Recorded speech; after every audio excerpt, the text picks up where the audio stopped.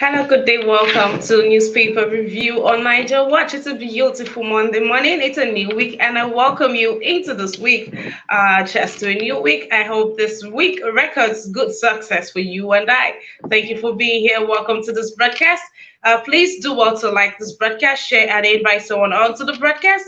If you are yet to subscribe to our YouTube channel, please take out time to do so. Yes, please. Thank you very much, and welcome to this broadcast. In the comment section, on the comment section, the link has been posted. If you would like to join the conversation, please do well to click on the link, and you'll be right here. Good morning to you too.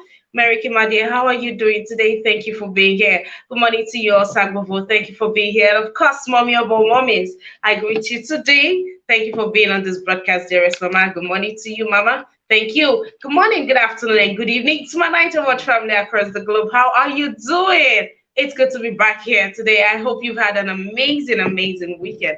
And I hope somebody has something to say to us, something insightful or eventful that happened in the course of the weekend. Let us know. I shall be interested. Umana, Pamela, good morning to you. How are you doing? Thank you for being on this broadcast and welcome. Thank you very much for being here. We'll be moving straight into the business of the day. All right, welcome.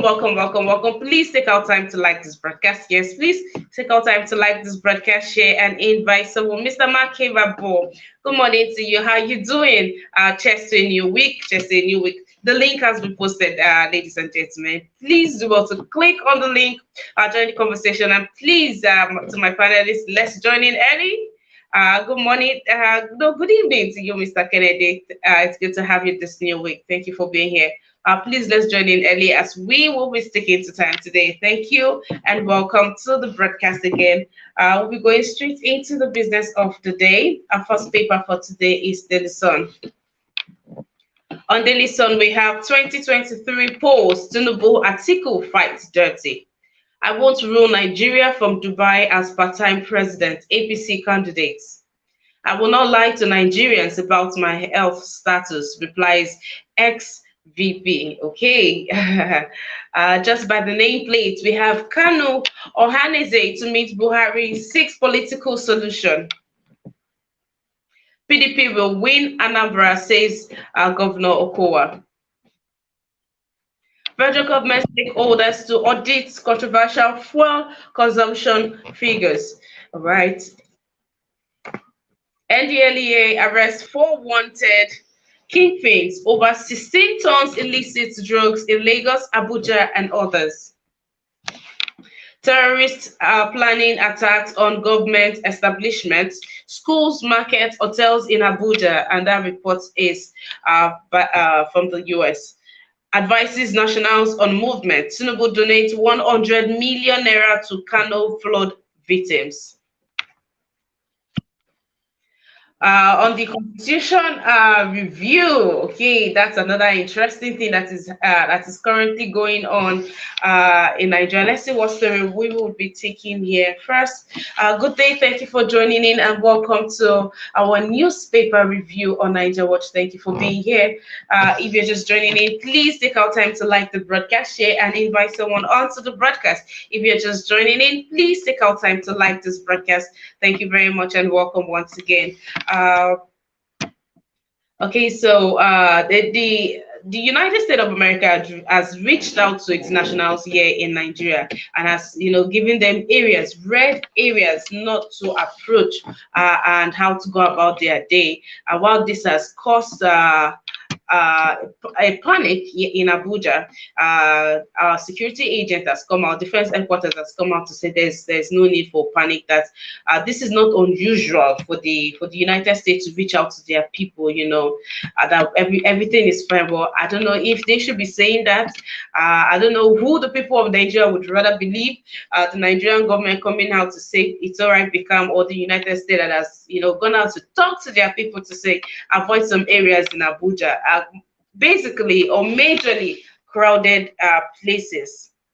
Crowded places like the mall, the market, event centers like that, that they should be very careful of the things that they are going to do there.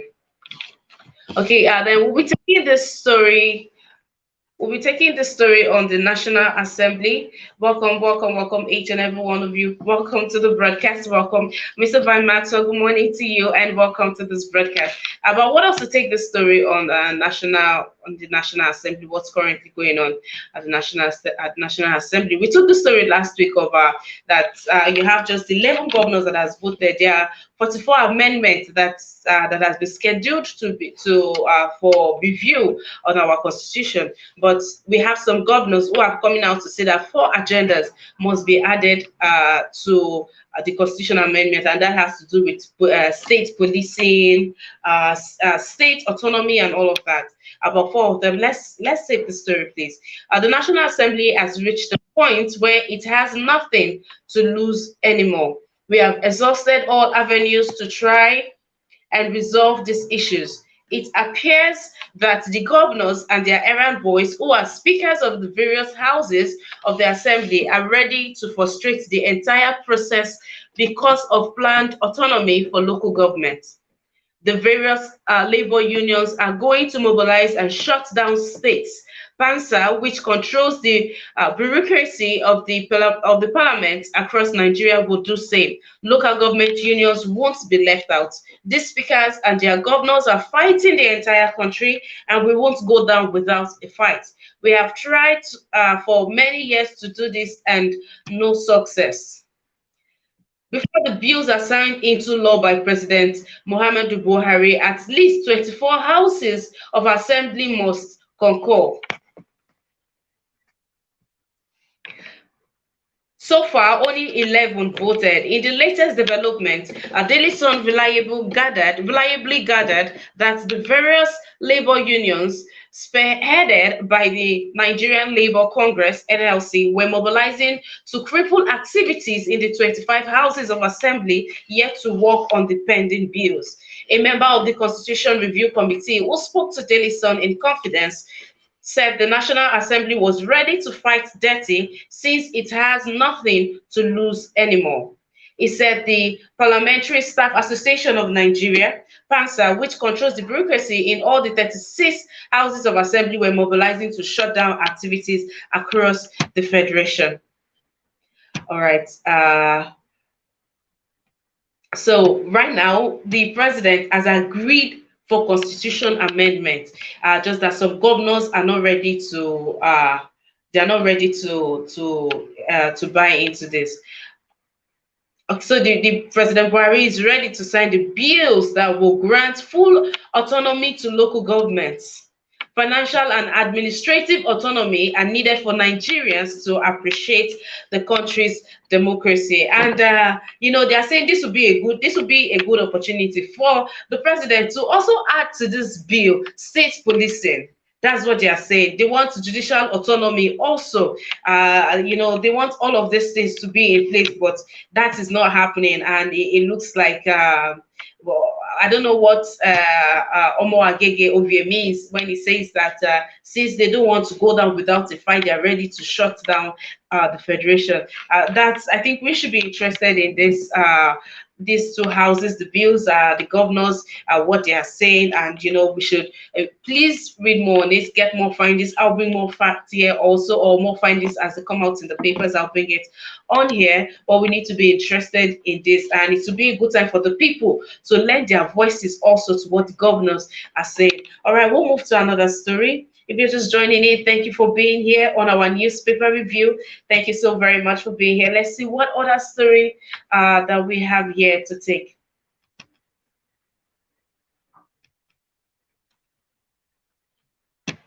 Okay, if you're just joining in, please take out time to like this broadcast and share. Thank you very much.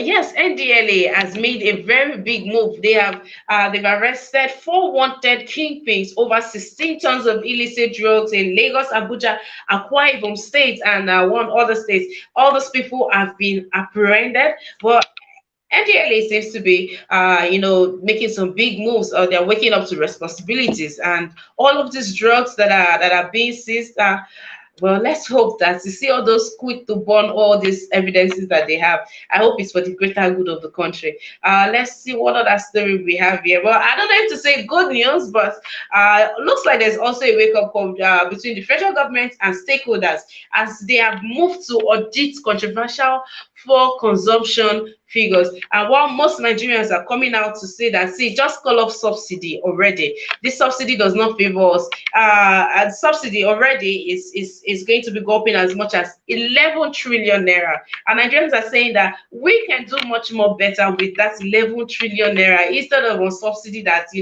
today they are coming out to say we are using this amount and tomorrow we are using this other amount that is unaccounted for.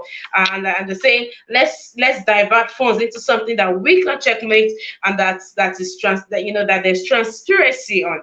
All right, that's as much as we are going to be taking on daily. So we will move to another paper. Let's see what the Punch is saying. If you're just joining in, I say big welcome. Thank you for being here. Please do well to like this broadcast. Thank you very much. All right, on the Punch we have PDP APC trade accusations over Tinubu's Atiku's manifesto. Federal government subsidy spending to hit 11 trillion naira in 2023. Government has spent 6.88 trillion naira on PMS subsidies so far. NNPC and NEITI regime to spend 1.3 trillion naira on rehabilitation, maintenance of refineries. Federal government steps up oil theft probe begins prosecution. Federal government may announce airport concession winners this week. FCT rigs attack, says US. DHQ allays fears. Punch investigations. Editor wins top West African Journalism Awards. And the picture story on there are the 539 stranded Nigerians that couldn't get UAE work permits, and that's by NEMA. Kerosene price soars by 118%, falls anxiety. Dubai jails Nigerian lady for filming maltreatment and family protests. Ex-convict rapes 12-year-old Ogun pupil to death. All right, we'll start with the last story down there. So this ex-convict, oh dear, this is quite a story we have here. This ex-convict that just got out of jail. Saw this little girl on Wednesday after doing her assignment. She just stepped out to buy soap, and that's by the report by the father. She stepped out to buy soap to wash her socks for school, and this man, would drag her into his own family house and raped her to death, sadly so. And he bundled her body and he just threw her in the next building. The father looking for the daughter, apparently where she was supposed to go get the soap is not so far, for the father to have been worried in no time. He would try to retrace her steps and go to where she said she was going to. They said she had left, she had been attended to, she had left. Now, for good neighbors who saw something and raised alarm, and they saw her coming, or they saw her going into there or coming out of there, and they were able to trace the body to the bush, and that's how they got her, but she was already dead, sadly so. But the ex-convict is still on the run as it is.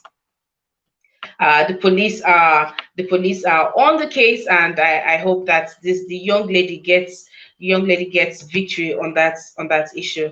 Let's see what other story that we have here to take.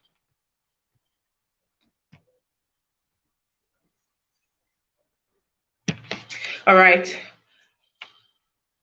Then there's this lady, sometime that was, I think, 2 months or 3 months, when we had this issue, Dubai coming out, when Dubai, when they installed their new law that says, as for Nigerian, you can't be below 40 years to travel, or if you're going to be below 40 years, then it has to be family visa. You have to travel with your family. So that caused a whole lot of Nigerians being stranded in Dubai. But they came out to clear the air, and they said these people already knew. They knew that this is what it's supposed to be. Some lied about it. Some had their family on transit, so they had to wait there. So that was about the story. But the lady who brought that news out in the open, she was the family has come out to say that she was given a jail time of 1 year in Dubai for putting that story out there, and they are calling out to Nigerians, calling out to the Nigerian government, say it is unfair that this lady has been left there since that time. Apparently, they reached out to the Nigerian government when this issue happened, and they are saying that they reached out since then till now, Nigeria did not even come out to fight for the girl, and it is so sad. And this revelation is kind of new to most people, yeah, to most people. And now Nigerians are reacting to that and are calling out, and I say Nigeria, the Nigerian government shouldn't leave that girl. It is sad enough that people had to go through that experience, and Nigerian government should not leave that girl out. And well, the story has gone viral. The call out has gone viral, and it looks like people are calling out. People are calling out, but the Dubai has responded to us. The UAE government has responded. It's actually a criminal law or a criminal offense, to instigate the king, to instigate the people of UAE, or to incite hate speech or anything that would bring problem between two nations. And clearly, according to their law, that's what the girl did, and it is punishable under their law. So that's the timeout that she is doing now.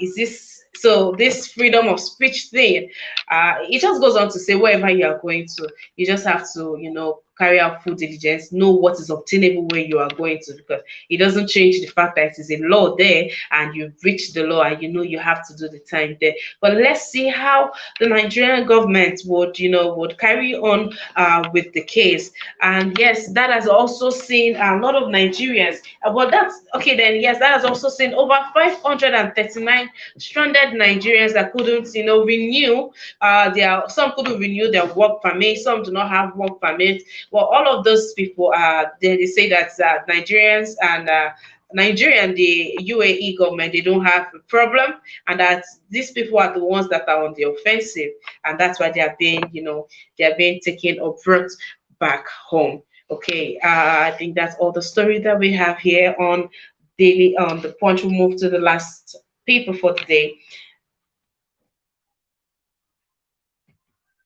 Okay, here we have NDLEA State House Army top list as MG budget 23.57 billion naira for vehicles.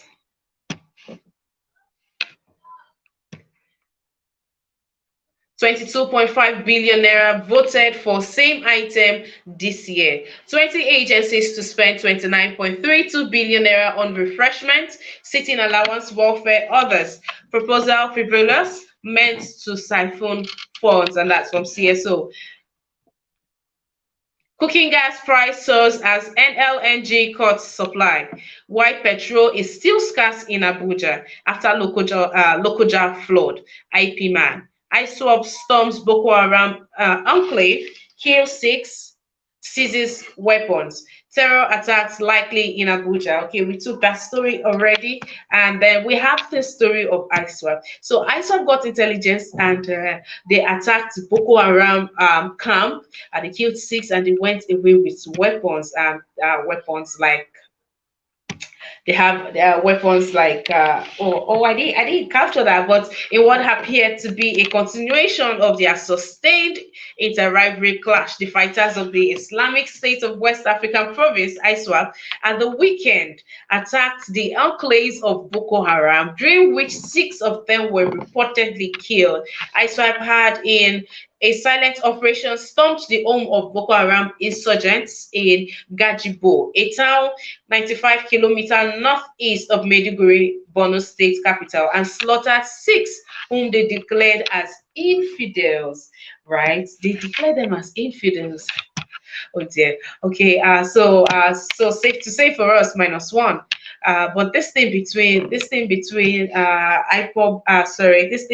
ISWAP and Boko Haram, it's actually very baffling how 2 terrorist groups will be fighting themselves on our soil. Like, it is not bad enough that that these are terrorist group, but they are even still fighting for. I mean, one is killing the other one, calling them infidel.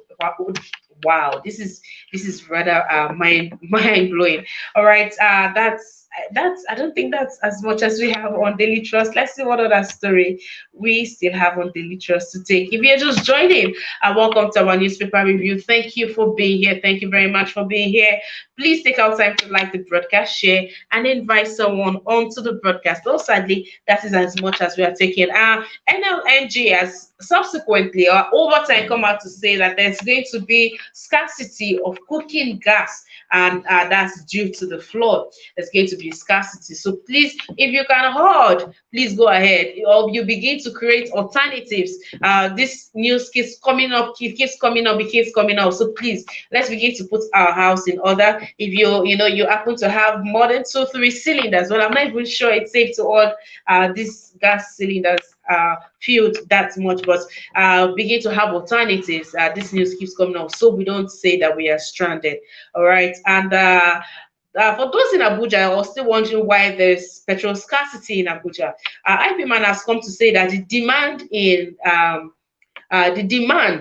in supply, or the break in supply is what has caused that. It is not even the flood anymore at this point, as there is enough in the depot and they are taking out at this point, but the demand or the break in supply has caused so much strain that as they are supplying to this company, they are demanding more because of the break in supply over time. So this time around, it's a case of patience, right? So please, there's enough to go around, and it will be in circulation just very very soon. All right, that's as much as we have here to take. Thank you for joining in. If you're just joining in, please take out time to like this broadcast. Thank you very much to my amazing panelists. It's good to have each and every one of you this beautiful Monday morning. Thank you for being here, Brother Knight. How are you today? Yeah, good morning, Miss Hima. I'm fine, and you? How you doing? I'm fine. Thank you very much, sir. Welcome to a brand new week. Yeah, same to you. Thanks. Um, I, I should make my submission, right? Yes, sir. Yeah, greetings to the panelists, people on the comment section, those listening. Greetings.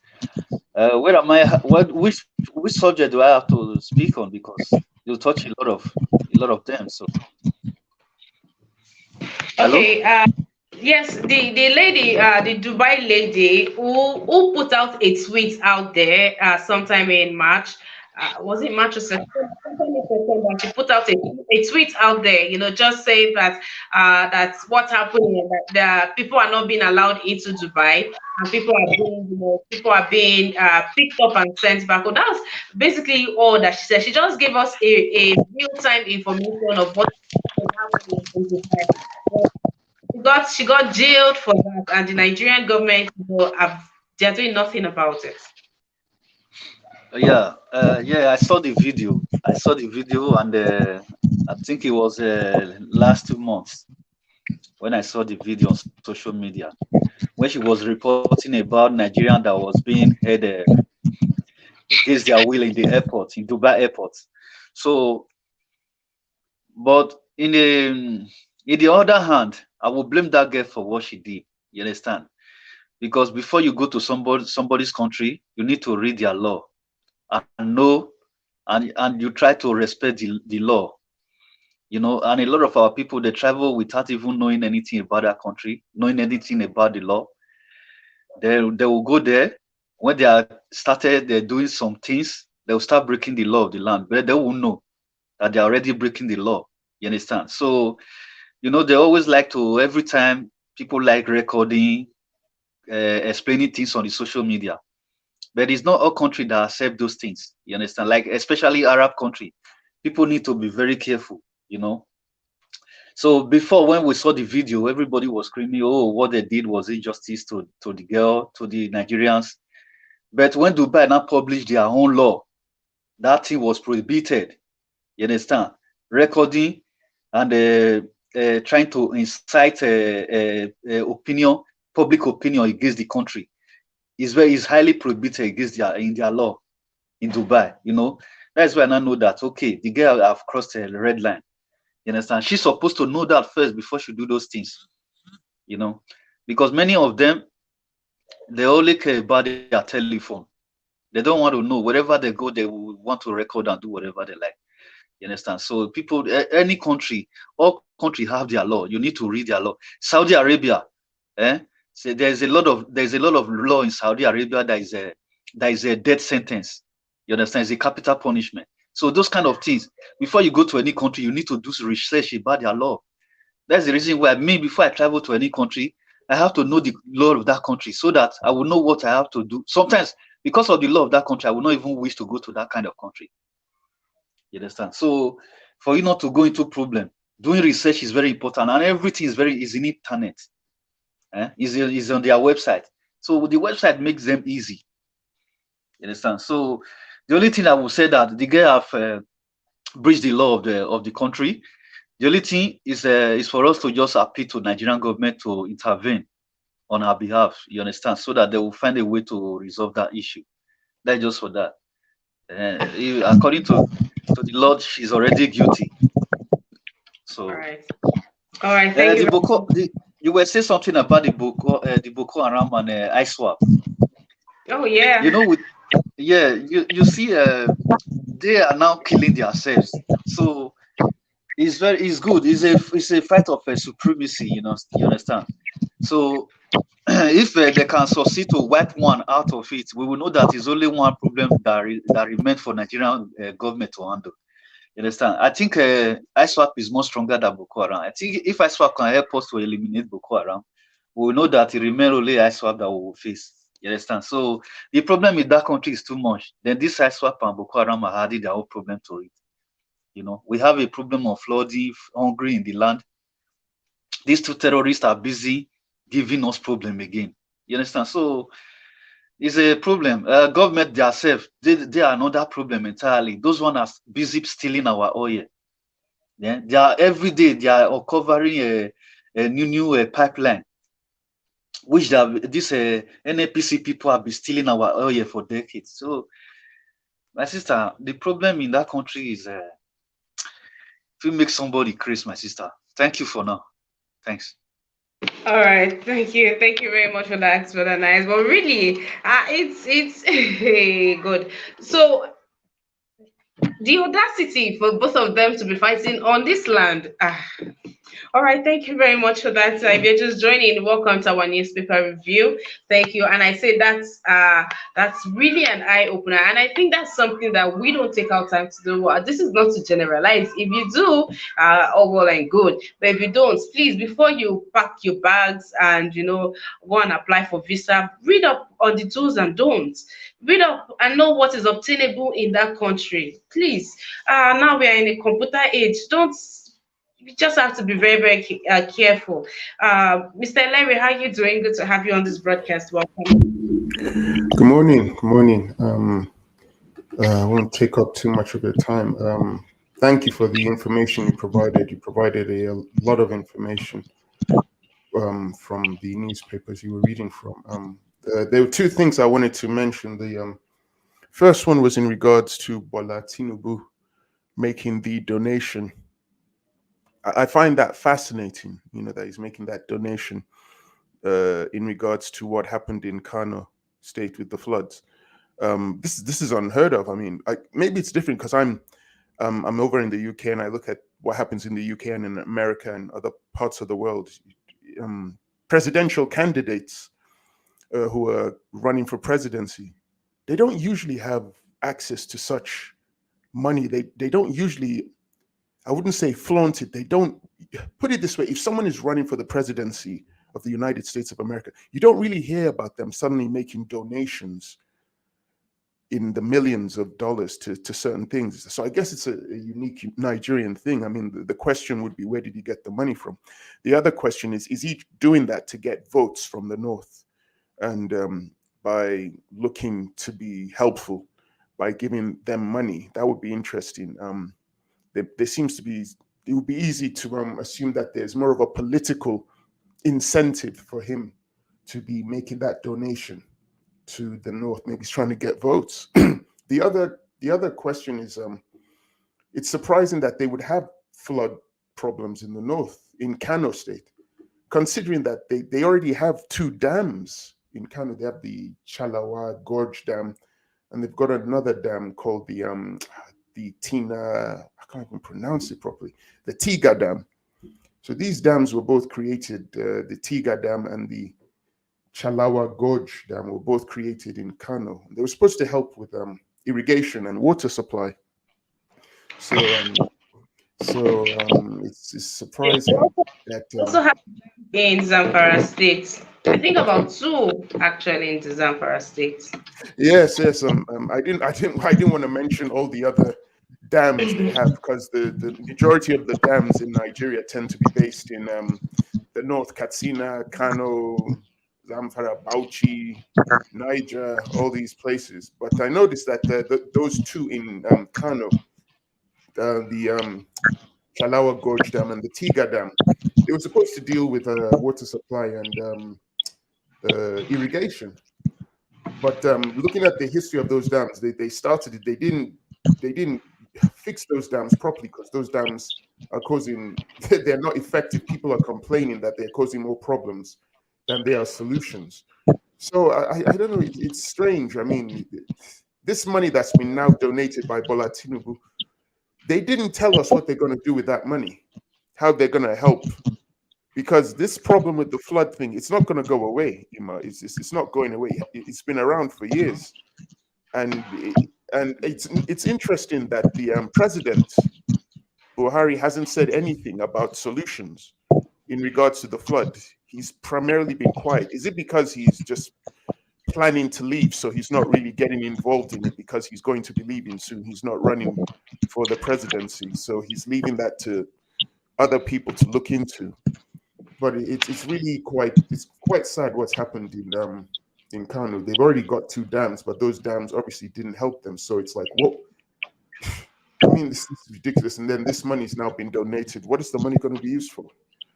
And then in regards to the information with ISWAP, which you were telling us about, the Islamic State Western African province. It's interesting that ISWAP seems to have had intelligence information to know where to strike Boko Haram. It would be good if our intelligence agencies actually had that information. And so ISWAP has it. So it's quite embarrassing that they know where to strike Boko Haram. Funny thing is, both of them were united as one. ISWAP and Boko Haram, we're going way back historically. They were united as one, but then they split because of a number of political decisions that were made. And this situation, I then found out that this part really surprised me. I found out that apparently in Nigeria, the what's that department called again? One of the intelligence agencies, I can't remember the name, is making the claim. Yes, the Security Council, the Nigerian Security Council, is making the claim that the Owo church attack, which happened in Ondo State, was apparently done by ISWAP, by members of ISWAP. I don't know if that's true, but they were making the claim that ISWAP did that when that church, that Catholic church in Owo in Ondo State, was attacked and the people were killed. The National Security Council is making the claim that it was ISWAP who did that. So it seems, if they're right, ISWAP and Boko Haram are both implementing attacks in Nigeria, which is very, very scary. And unfortunately, this problem is not going to go away. It's only going to go away when our country's military is able to shut down both ISWAP and Boko Haram. But I don't know. These two problems, is a shame the flood didn't kill ISWAP and Boko Haram, but we shall see. But quite a shame with you. It's a shame, but I think that the flood problem is going to keep on going because they haven't come up with permanent solutions. Most of us, well, some of us know what the permanent solutions would be.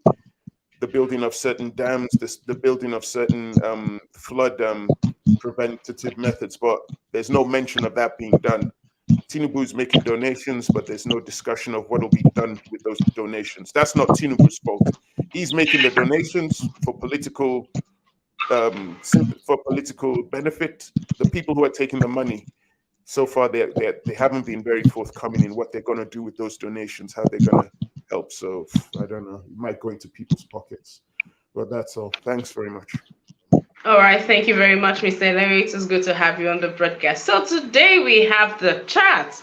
All right, yes, we have the chat today by 1 p.m. I'm inviting each and every one of you to take out time and join us on the chat. So my attention was drawn to, do I say a norm?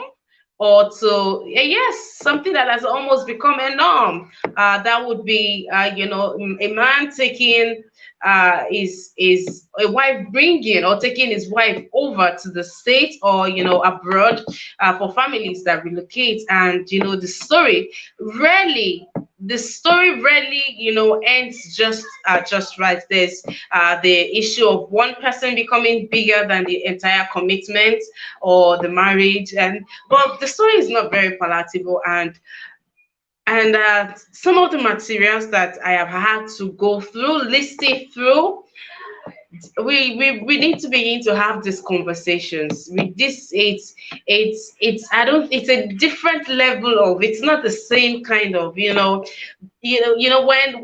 one partner gets to that point where you are ready to get a gun and just even shooting the person is not enough. You wish you could just, we need to have that conversations.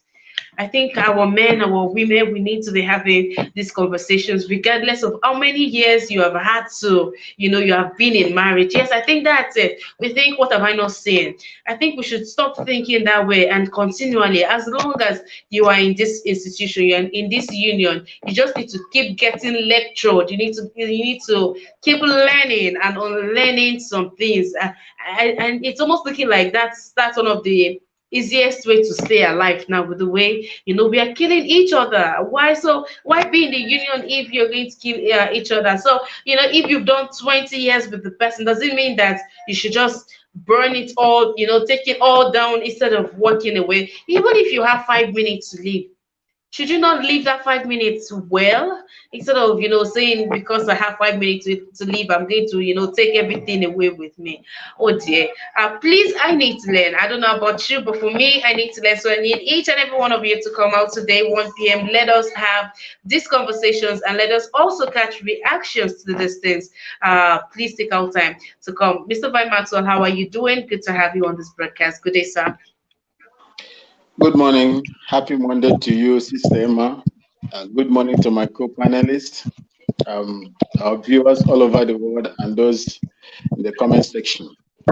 Sister Emma, I am saddened, the way my brothers and sisters are being treated all around the world, even here in Ghana. You see, I don't encourage that.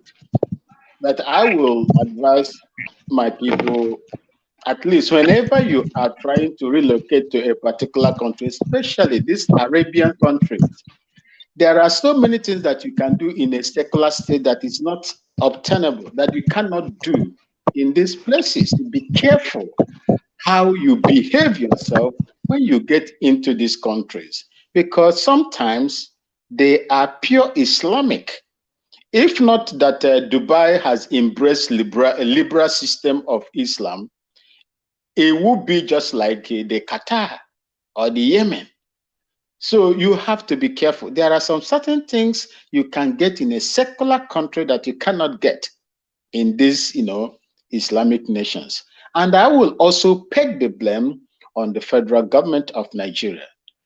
In as much as the Nigerian government keeps treating their people the way they treat them, kill them when it is not needed, abuse them in so many ways, impoverish them, and make them begin to run away from the country, what is popularly known as Japa right now. I don't think that the outside world will have pity on them when they want to treat them the way they want to treat them. I just pray that the innocent ones will not get caught or get into this web of mistreatment outside. It is unheard of. If Nigeria should be a better country, who is Dubai? Who is Dubai before 1990? And tell me, where was Nigeria? Who is Dubai? These Dubai people are running into the politicians like the articles, and the rest of them are going there to invest, buying properties, property. Was it? How was it? What is the, the comparison between Nigeria and Dubai before 90s? That is to tell you how bad Nigeria is. Coming to the non-state actors, fighting on a sovereign country, sovereign land, is a pity. It's a pity that non-state actors will fight on the soil of Nigeria, where you have professional, military apparatuses, security apparatuses, name them, existing.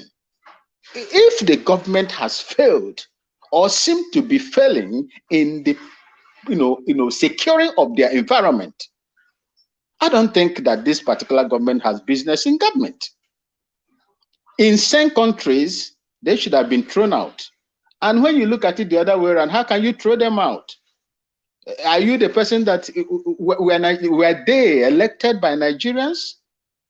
Were they elected properly by Nigerians? Can Nigerians hold them accountable as people they voted in? You saw what happened in most of the elections. How can they, listen to you when you did not play or, did not play, major role in electing them? They were just appointed. These people were appointed, and that is why they are treating Nigerians with this levity. That is how I see it. So it's a pity what is going on in that country. But I believe that Nigerians, you know what you want. If you want them to continue, in this manner, treating you in this manner, then it's up to you. I'll hold my peace here for now. Thank you, and God bless you. All right, thank you very much, Mr. Very Maxwell. Thank you also to Mommy Diaspora. Thank you for being on this broadcast. Bella Naomi, thank you. I say, how are you, Bella Naomi? How was your weekend? Thank you for being on this broadcast. Omar John Kingsley. All right, good morning to you too, sir. How are you doing? Thank you for being here. Ozeg Wilfred, good afternoon to you. How are you doing, sir? Thank you very much for being on this broadcast. Thank you very much. Thank you. A big shout out also goes to you, Mr. Van Maxwell. Thank you for being here. Mary Kimade, thank you very much. Mr. Mark Hirabo, Umana Pamela, thank you very much. Mr. Kennedy, thank you. Mr.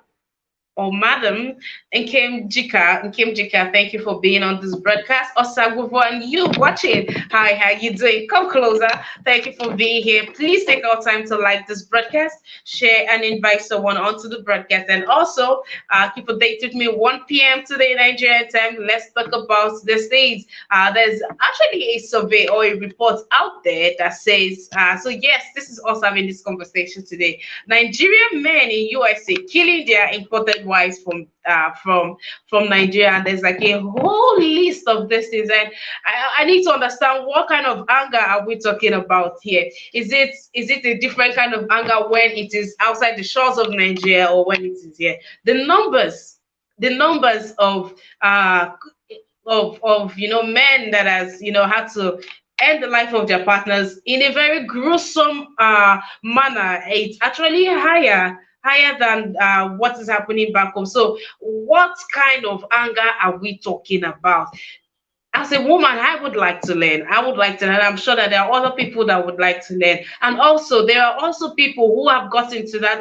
And need I also remind each and every one of you that this anger, when you allow you to get to this point where you take the life of your partner, that's the end of life itself for you. So you would rather the life ends that way, or there are other options like walking away. That's a better option, I think. So please come up at 1 p.m. Let's have these conversations and listen to one or two of the clips that we have on here. All right, thank you very much to the Progressives. NG, thank you for your donation this beautiful Monday morning. Thank you very much. God bless you. Thank you. All right, but nice. There are two stories that we forgot to capture. One, that of the ex-convict that raped this young 13-year-old girl to death, and the story of a man that was accused of stealing.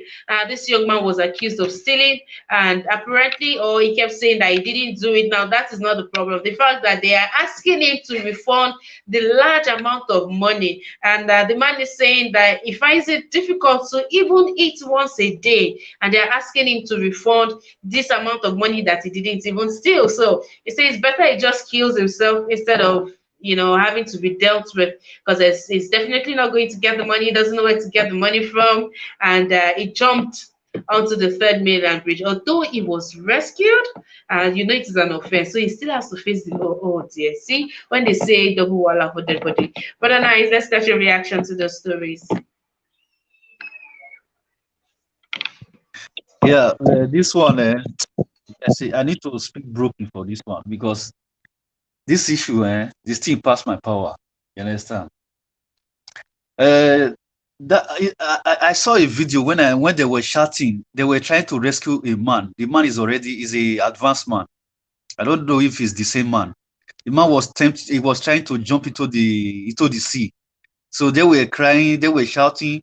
People that were there, they were trying to rescue the man, but the man still succeeded to jump inside the sea. I don't know if they later rescued the man, or I don't really know what happened next because the video was not full video. I don't know if it's the same issue that you are talking about. I was very angry when I saw that video. One happened before when I thought about here. A young boy that was about to jump into the sea was trying to commit suicide. Instead of people to approach the girl that was recording, instead of them to approach the guy to rescue that boy, they were recording that guy from a very far distance, shouting that the boy should not jump into the sea. Why can't you go there? The same thing happened in this man's case as well.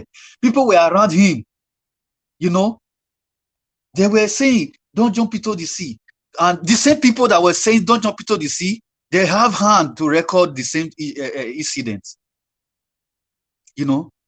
Why are you recording? Instead of you to put your this thing aside and try to rescue that man's life.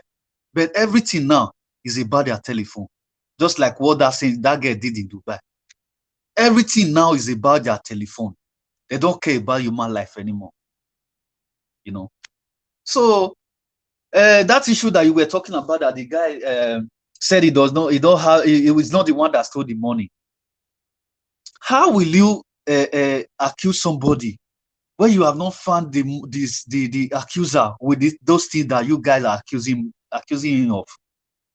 Do they find the money in that man's hand? That is my first question. How are they sure that it's the man that stole the thing that they are accusing him of? That is another question. Okay, maybe the man now is saying that he don't have any money, that it's hard for him to feed, and you people said he should pay that sum of money. It's someone that, first of all, you don't know if he's guilty of it, of the accusation, and you people said he should pay that kind of money, and somebody is telling you people that he don't even have any means to feed.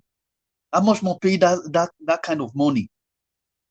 So that's a country, a poverty is playing a lot of roles of accusation and the injustice in that country. Poverty. You understand? Maybe first of all, now that man is innocent, and you people are forcing him to pay back that money he or she has not stolen.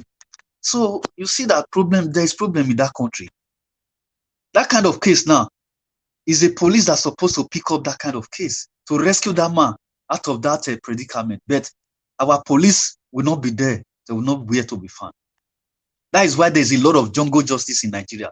They might kill that man for the sin that he has not committed. You understand? So we have a problem of a law. The country has become a lawless country. The power that be, they are not standing up to their responsibility. The country is become a lawless country where people do whatever they want to do. People take law into their hands.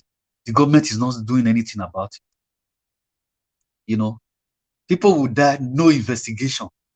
jungle justice will happen, you will not hold anybody responsible. Or yet theft, no authority to hold people responsible. Courtesy, nobody, people will be killing people daylight. Nobody will hold them responsible.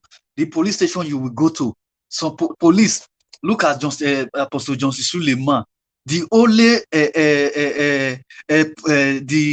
the person that they said he committed the crime, the only one suspect they arrested, they execute that suspect on the spot.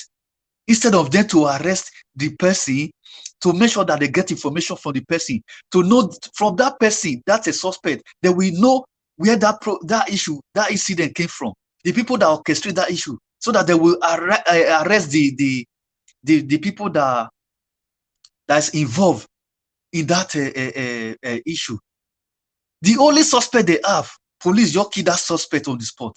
How are you going to arrest the rest people that orchestrated that issue? How are you going to get the information? You know, maybe the reason why that policeman just execute that man, because him himself is involved. He don't want any information to come out from that place. So you see that when that brother told you that, Idris told you that Nigeria Jaga Jaga is not just a song, it's reality, what people are living on daily basis in that country. You know, that man that went to rape a little girl. What I just said, for me, as far as Nigeria have become a lawless land, they should make sure that police do not come to that man's rescue. Every mob should go and look for that man and give him jungle justice. That is for me. That man deserves jungle justice. Because I have not seen any reason why a whole grown man would be looking for a little child. Raping a child and throw that child over. No. That story alone breaks my heart. I don't even know how to react. For me, if I did that spot, say I catch that man, I don't go wait before police go come, I go make sure say that man, I turn her into pieces before police go come. I'm telling you, that man deserves to die. That man deserves to die. If I don't kill him, I shall go tell God, may God forgive me for my sin. I'm telling you, me, I'm a Christian. I don't believe in violence, but you understand. But this thing where this man do, this man, he not supposed to go prison at all. Supposed to pay that same debt instantly, instant death. Neither man supposed to pay. Anywhere, make the family of that child, make they go look for that man where he kill him. Make they not go call police. Anywhere where they see him, make they do the same jungle justice. That's just for me. Now my opinion will be that. You understand? Because that man has no conscience. Thank you, Miss. All right, yes, thank you. Thank you very much. Thank you. Bella Naomi says, now you just talk now, say make them call police. Now you say just Bella Naomi. Okay, you can't even fault anybody with their submission right now. There are actually some things that you walk into, you just know that if you were the one in that situation, you know that you'll be going to police. You just know that you'll be going to jail because you're definitely acting out on your emotions. Let's just, hope that life does not throw such happenstance to us. All right. I also want to remind each and every one of you of our recently added feature, that's the Super Thanks feature. For those watching the replay of our broadcast, if you're watching the replay of our broadcast, this is for you.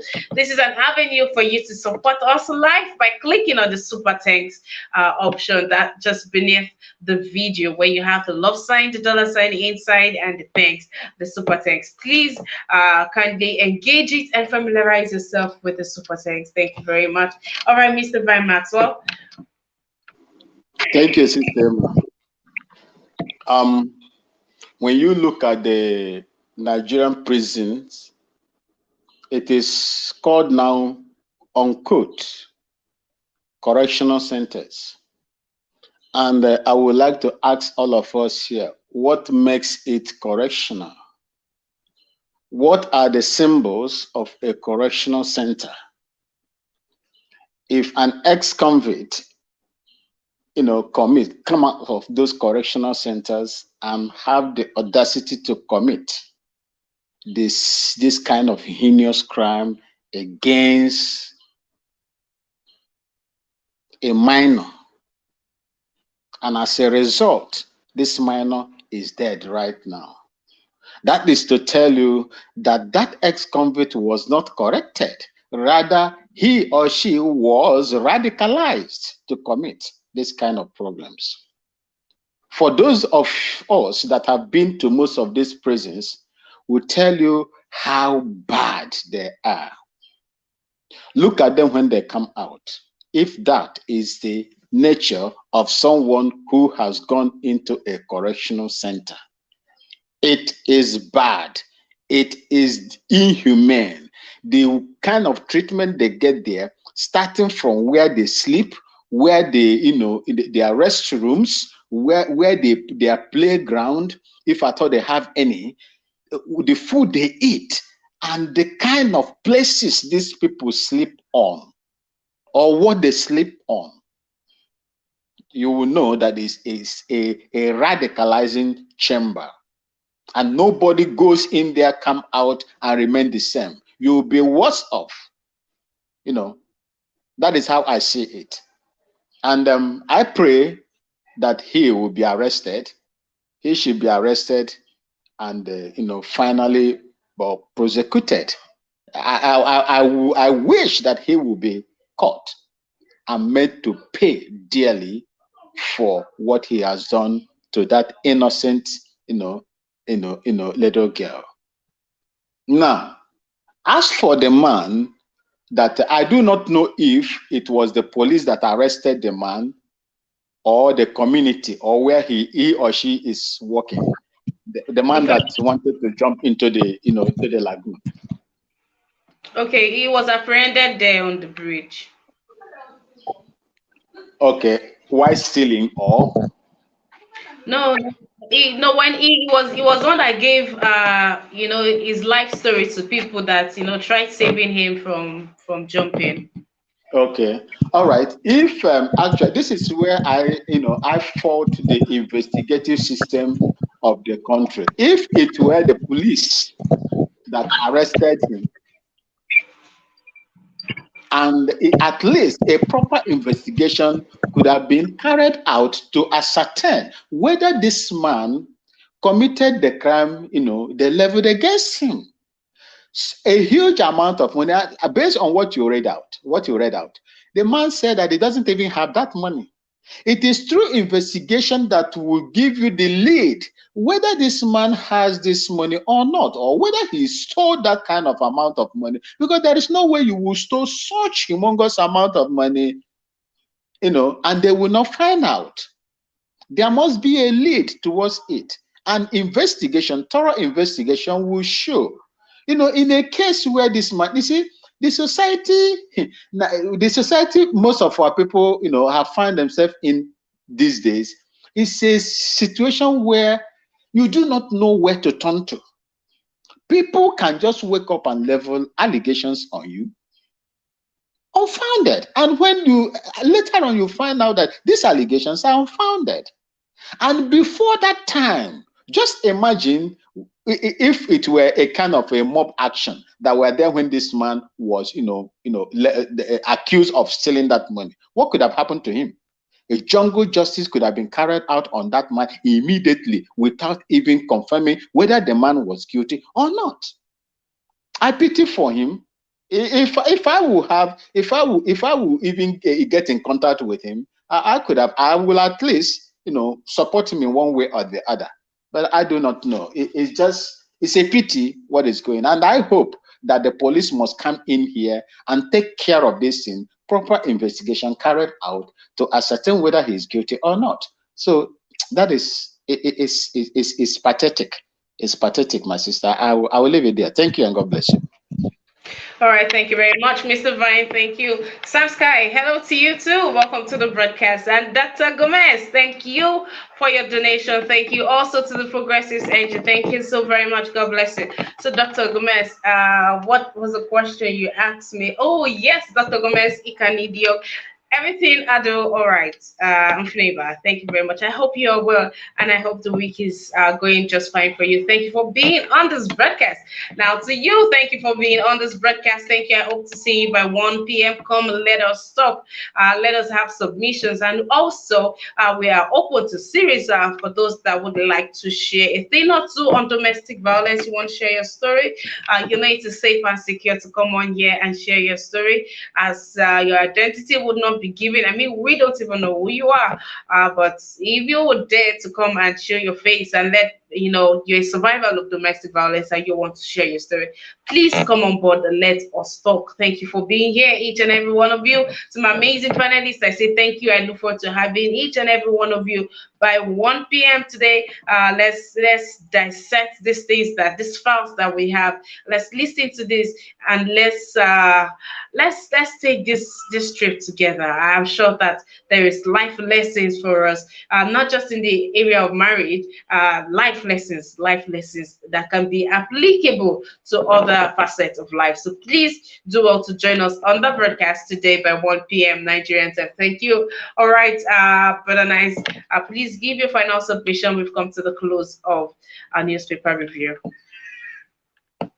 Okay, thank you, Ms. Ima. Mr. Maswe, I want to ask you a question.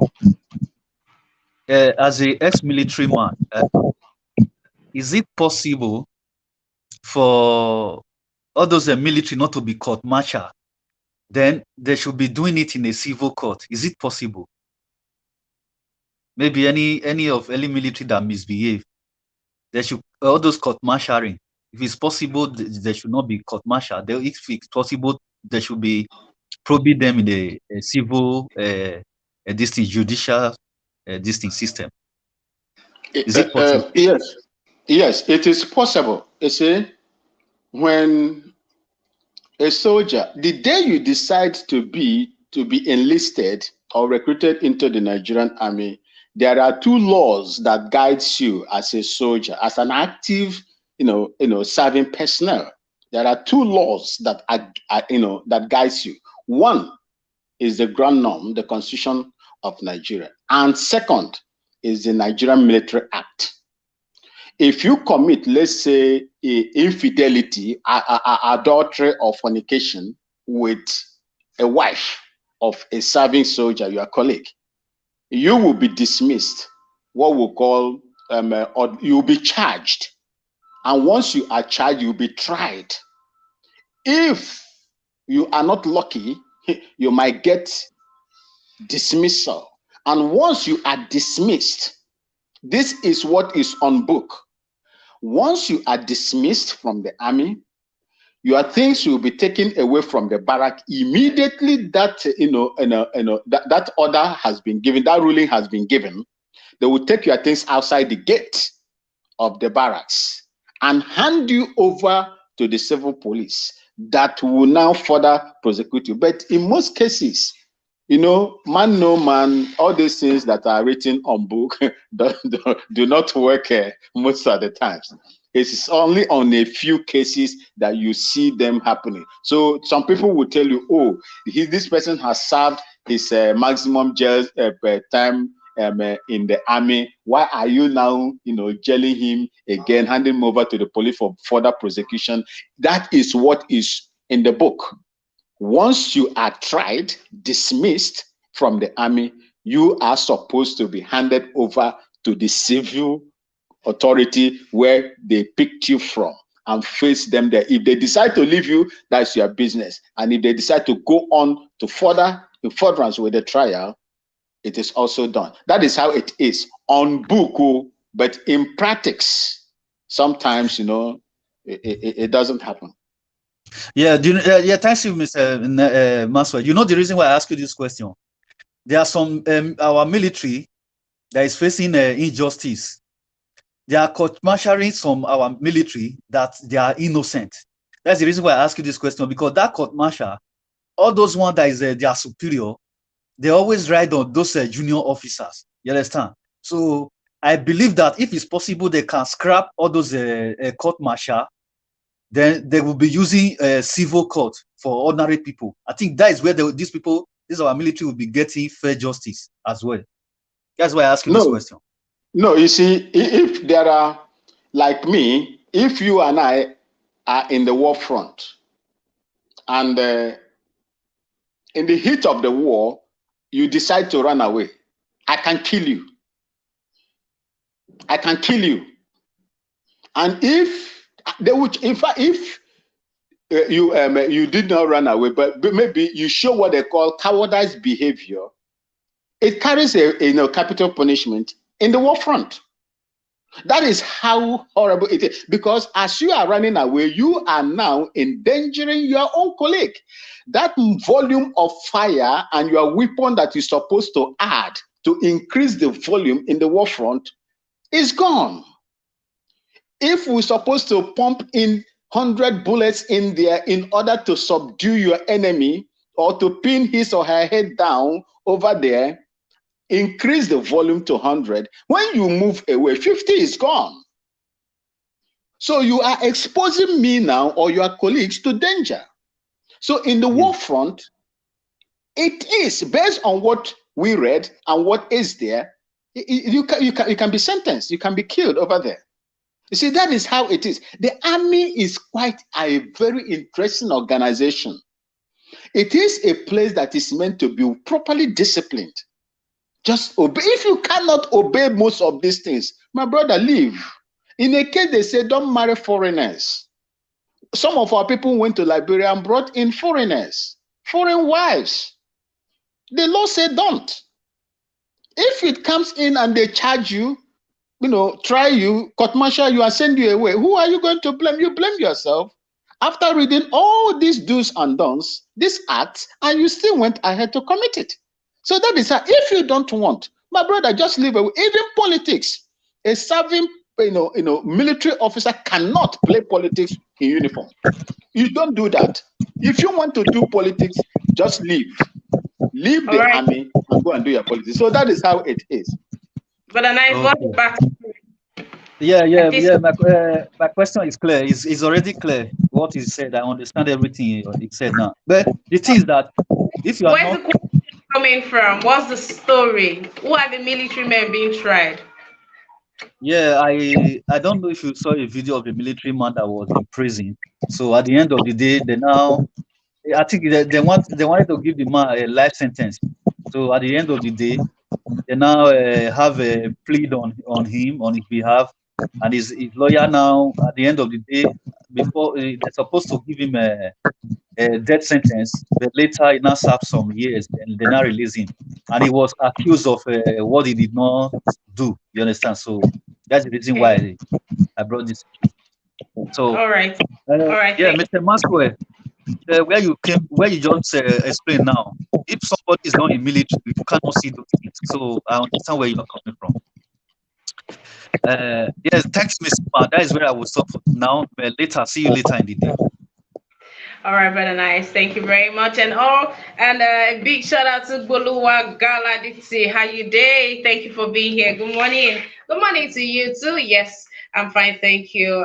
Thank you for joining. I'll be early. I hope to have you by 1 p.m. for our afternoon broadcast. Thank you very much. Okay, Amos Emmy Blog says if the colleague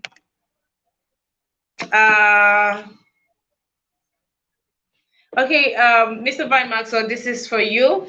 I'll try to read to the best of my understanding. If the colleague is killed, is the 50 not still bullets not still gone? According to his explanation, I beg, if you cannot face the enemy, I beg, bro. I beg, bro, for your life. But Amos, you are trained to be able to face the enemy. Mr. Vimax, what do you want to pick on that? Yes, Mr. Amos, you are trained to face the enemy, and the army works in a accordance. They work as a group, not as an individual. Any withdrawal of your own, tactics and the support in that war front is going to hamper, threaten the life of your colleague. So there is what we call tactical withdrawal. You have a commander there. If the commander feels that this attack that you are getting from your enemy is superior than what you have, there is what we call tactical withdrawal. It will just order you people to withdraw. You don't engage 10 people, you don't engage 100 people. As a trained, military personnel, 10 of you cannot engage 100 people. The volume of fire that is coming from these people will be higher than what you have. So what you need to do as a commander like me, if I am the commander, I will just call for a withdrawal, and that is how we do it. We withdraw from that place and return to what we call ROV, or when you get to the ROV, then you call for reinforcement, or you can even stay there and call for reinforcement as you are still engaging them. So that is how it is, my brother. It is a routine. It's what we normally do. Thank you. All right. Thank you very much. Thank you for your submission. Thank you for your time on with us. I hope to have you back here by 1 p.m. with me. Thank you so very much. I wish you an amazing day. And to each and every one of you that has joined in for our newspaper review today, thank you so very much. I really wish you a week filled with good success. Yes, I wish you a week filled with good success. Take out time to join us on our other broadcast, and please take out time to like our every broadcast.